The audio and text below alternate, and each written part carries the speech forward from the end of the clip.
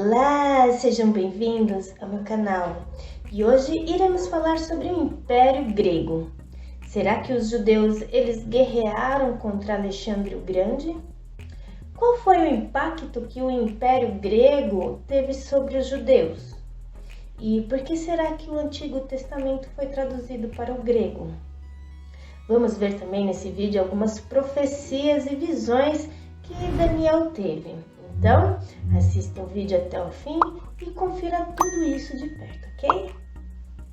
Bom, o livro de Malaquias ele foi o último escrito do Antigo Testamento. No tempo em que Malaquias ele escreveu, ainda era o Império Medo-Persa que dominava o mundo inteiro. O Império Medo-Persa cai e surge um império novo, que é o Império Grego. É bom lembrar que nesse período dos gregos não teve nenhum livro inspirado divinamente. Porém, teve muita coisa acontecendo, teve muita história rolando. De Malaquias até o livro de Mateus são aproximadamente 400 anos e esse é o período que chama interbíblico. É o período entre o Antigo Testamento e o Novo Testamento. Temos vídeo aqui no canal dando um resumão do que aconteceu nessa época. Então, vale a pena você conferir de perto, ok? É certo que não houve livros inspirados nesse período dos gregos. Porém, Deus já havia mostrado tudo o que aconteceria em detalhes para Daniel. Alexandre o Grande. Ele, com apenas 20 anos de idade, Alexandre o Grande iniciou seu reinado. E olha só o que Daniel profetizou a respeito dele. Depois se levantará um rei valente que reinará com grande domínio e fará o que lhe aprouver. Alexandre o Grande é também o bode que vence o carneiro, isso tudo na visão de Daniel. E estando eu considerando, eis que um bode vinha do ocidente sobre toda a terra, mas sem tocar o chão. E aquele bode tinha uma ponta notável entre os olhos. Dirigiu-se ao carneiro, que tinha as duas pontas, que é o Império Medo-Persa, a qual eu tinha visto diante do rio, e correu contra ele com todo o ímpeto da sua força. E o vi chegar perto do carneiro, irritar-se contra ele, e feriu o carneiro e lhe quebrou as duas pontas, pois não havia força no carneiro para parar diante dele. E o lançou por terra e o pisou aos pés. Não houve quem pudesse livrar o carneiro da sua mão. Então, Alexandre e seu exército fizeram grandes conquistas. E conforme eles iam conquistando os novos territórios, novas terras, os gregos deixavam a sua influência por onde eles passavam. Eles deixavam a influência na maneira de pensar através da filosofia, com as grandes perguntas da vida através dos grupos dos epicureus e também dos estoicos. Eles influenciaram também através da língua grega. E o que é mais interessante é que tempos após a morte de Alexandre o Grande, cada país, além da sua própria língua, eles conheciam também o grego. O grego nessa época é como o inglês para nós hoje.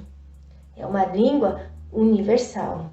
É por esse motivo que a Septuaginta, que é a tradução do Antigo Testamento do hebraico para o grego, foi muito importante para o mundo todo, porque todo mundo conseguia ler o grego. Temos vídeo aqui no canal falando mais detalhadamente sobre a Septuaginta. Então, os gregos influenciaram também na mitologia ou religiões, com as suas musas e seus inúmeros deuses. Influenciaram também na cultura, através das artes, como esculturas e também as pinturas, e até mesmo no modo de se vestir. A arquitetura grega mudou a aparência de muitas cidades. Ginásios, teatros e estádios no estilo grego foram construídos por toda a parte. Alexandre e os judeus. Conforme o historiador Flávio Joséfo, Alexandre, quando chega para conquistar a cidade de Jerusalém, o povo judeu e o sumo sacerdote receberam ele muito bem. Eles não tiveram resistência contra os gregos e nem teve guerra. Então, Alexandre ofereceu sacrifícios a Deus no templo, conforme o sacerdote orientou ele. Esse templo aqui é o segundo que foi reconstruído por Zorobabel. Então, Alexandre dá aos judeus a permissão de continuar a viver segundo a lei de Deus. E ele também dá a isenção no 7º ano do tributo que os judeus pagariam para a Grécia. E não só o povo judeu que estava ali em Jerusalém, mas também Alexandre dá esses favores também aos judeus que ainda viviam lá fora, lá nas regiões da Babilônia e também nas regiões da Média. Colônias gregas como Samaria, Ptolomaida, Citópolis e Filoteria, elas foram fundadas na Palestina. Então, a sociedade judaica ficou dividida entre os judeus que adotavam completamente a cultura grega de viver e os outros judeus que resistiam firmemente à influência grega. E foi muito forte isso entre os judeus. E olha só o que aconteceu lá na época da igreja primitiva.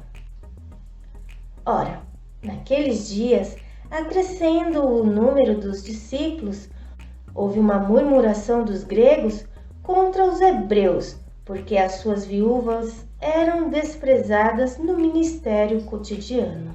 Esses gregos desse versículo são os helenistas, ou seja, eles eram homens e mulheres de descendência judaica, mas que nasceram fora de Israel.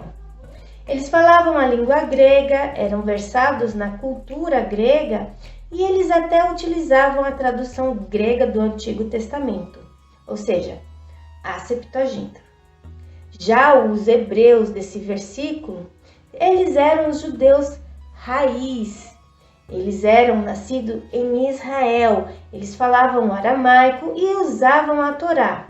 A Torá é o Antigo Testamento em hebraico. Mas, voltando a falar em Alexandre o Grande, o seu reinado foi muito rápido, porque bem no auge de sua força, da sua juventude, ele morre aos 32 anos. Mas, estando ele em pé, o seu reino será quebrado. Então, Alexandre não deixou herdeiros para o seu trono. Ninguém da sua família assumiu nenhum controle dos territórios conquistados por ele. E será repartido para os 4 ventos do céu, mas não para a sua posteridade.